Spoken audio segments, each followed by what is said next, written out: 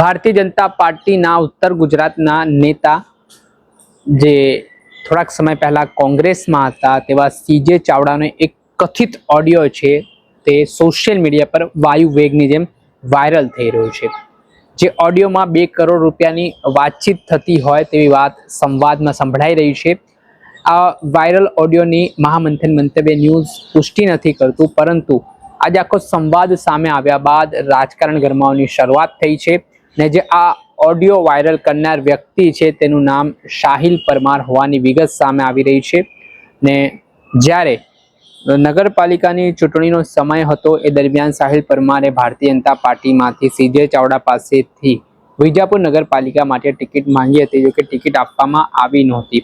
ત્યારબાદ એક પૈસાનો સંવાદનો ઓડિયો છે તે સાહિલ પરમાર પાસે આવે છે ને આ બાબતે તેઓ જ્યારે રજૂઆત કરવા માટે જાય છે સીજે ચાવડાને, ત્યારે સાહિલ પરમાર નામના વ્યક્તિના એવા આરોપ છે કે ભાજપના નેતા સીજે ચાવડા તમને કહે છે કે તને જ્યાં રજૂઆત કરવી એ કરી દેજે, જ્યાં ફોન કરવો એ કરી દેજે ને આ સમગ્ર ઘટના બાદ હવે મહેસાણા એલસીબીની ટીમ છે તે સાહિલ પરમારના નિવાસ સ્થાને સવારે પહોંચી હતી, પરંતુ સાહિલ પરમાર મળી આવ્યા નહોતા। ત્યારબાદ હવે એ જે ઓડિયો વાયરલ કરનાર સાહિલ પરમાર છે તેમનો એક વિડીયો હાલ સામે આવ્યો છે। જે વિડીયોમાં તેમણે તેમના પરિવારને જીવનો જોખમ બતાવ્યો છે અને કહ્યું છે કે તેમને કંઈ પણ થશે તો તેના જવાબદાર ભાજપના ધારાસભ્ય સીજે ચાવડા રહેશે।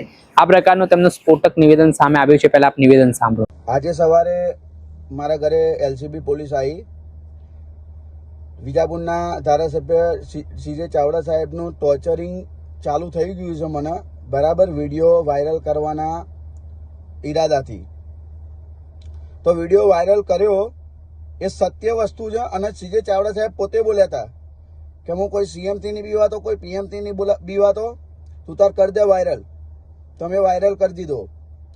હું અને મારી ફેમિલી મને કશું બી થશે, કોઈ અકસ્માત કે મારું સુસાઇડ, તો વિજાપુરના ધારાસભ્ય ડૉક્ટર સીજે ચાવડાની જવાબદારી રહેશે।